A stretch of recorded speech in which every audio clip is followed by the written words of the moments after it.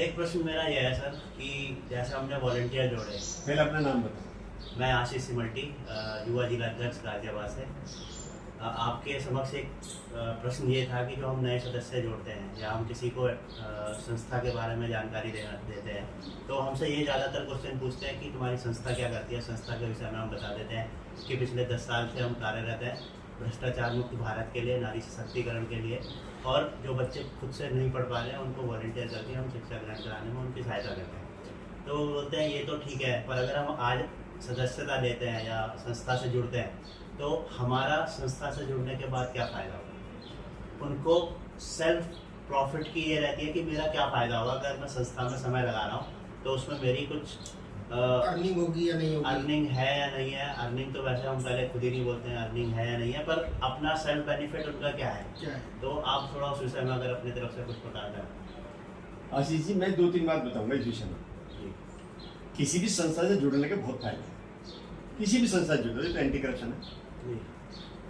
पहला फायदा तो यह है कि हमें समय काटने के लिए आपस के मेंबर मिल जाते हैं, भाई मिल जाते हैं, जिनके साथ हम उठते हैं, बैठते हैं, हंसते हैं, बात करते हैं। सबसे पहला तो फायदा है ये।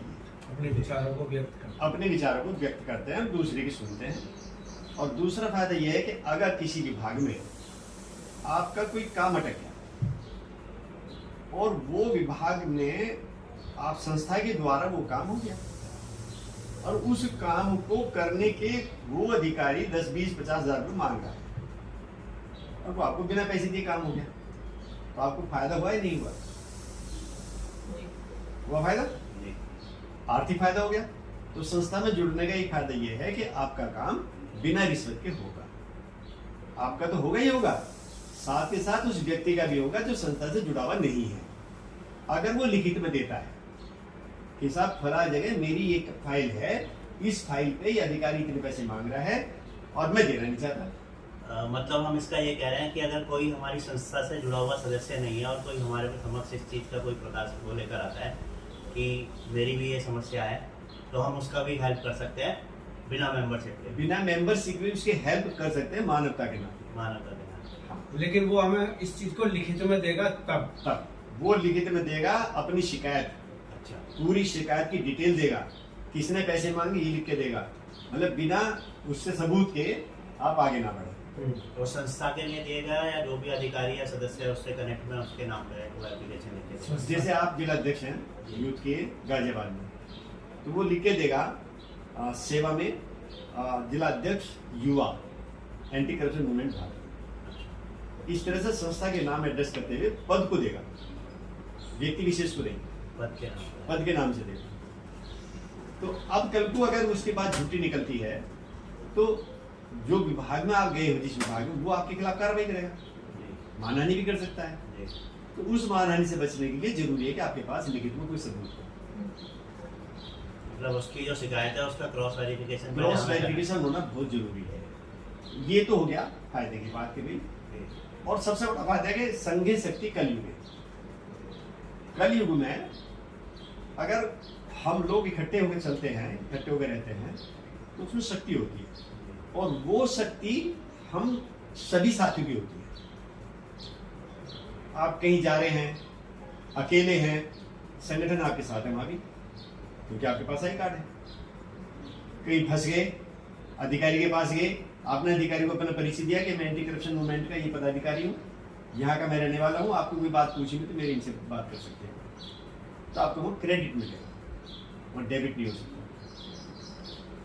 अब बात ये कि भाई और क्या फायदा हो सकता है, तो मैं ये कहूंगा कि जो टोल के लिए इसमें आते हैं कि मेरा टोल माफ हो जाएगा, तो वो संस्था ज्वाइन ना करे। वो ज्वाइन उस स्थिति में करे कि मुझे संस्था में रहते हुए लोगों की सेवा करनी है, तो वो जुड़े, तो दूसरा फायदा सेवा भाव से जुड़े। सेवा भाव से, अगर सेवा भाव से जुड़ोगे तो कहते हैं ना, सेवा करोगे तो मेवा मिलेगी, तो सेवा करोगे तो कहीं ना कहीं मेवा भी ऑटोमेटिक। जब आपको मन को शांति मिलती है किसी का भला करके, जैसे अभी मैंने बताया अभी आपको कि 15-20 बच्चे हैं जिन्होंने हाई स्कूल पास किया है और 80% से ज़्यादा हैं यूपी बोर्ड से हैं, उनके घर में कमाई का कोई साधन नहीं है, अगर उन बच्चों को नहीं पढ़ाया गया तो उनकी फीस रुक जाए, मतलब फीस रुकने की वजह से उनको नाम कट जाएगा। अगर उस बच्चे को तुम ये कहोगे वैसे मैं पढ़ाऊंगा, तो उसका कितना बड़ा बच्चे का भविष्य बना रहे आप।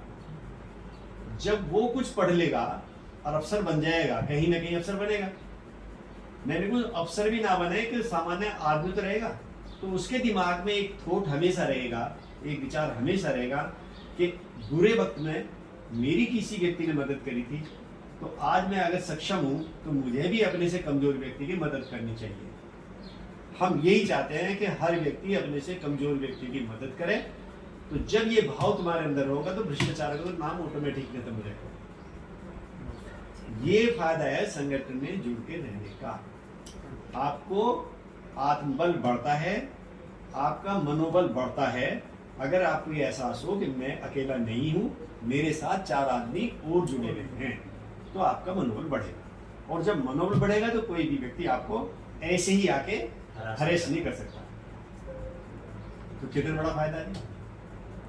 क्योंकि कई बार प्रश्न आता है भाई संस्था से जुड़ने का क्या फायदा है, क्या क्या इसमें वो है, कैसे संस्था काम करती है, वो तो हम समय समय पर इसके बारे में पता चला। आप बड़ी बात लो, छोटी सी ले लो, साल भर में आप हमें 1100 रुपये देते हैं संस्था के नाम एंटी करप्शन की सदस्यता लेने के लिए। और मैं समझता हूँ 11 महीने, मतलब हर महीने कोई काम नहीं पड़ा आपका, 11 महीने तक कोई काम नहीं पड़ा, और 12वें महीने में एक काम आपका पड़ गया। और सपोज करो नगर निगम से पड़ गया, नगर निगम ने आपसे कहा भाई मैं तो तुम्हारी इस फाइल के 20,000 रुपये दूंगा, तो क्लियर करवाएं तो मैंने करवाया, और वो काम आपका बिना रुपए की हो जाता है, तो 20 बचे नहीं बचे, तो फायदा हुआ नहीं हुआ। 2 फायदे हो गए, आपका मनोबल भी बढ़ा, आपको आर्थिक भी फायदा हुआ, और तीसरा फायदा होगा काम हो गया। पर उसमें यह है कि बंदा जेन्युइन होना चाहिए, और केस उसका जो है एकदम जेन्युइन होना चाहिए। जो जिसके लिए रिश्वत मांग रहा है, तुम्हारे कागज पूरे होने चाहिए, तुम सही होने चाहिए।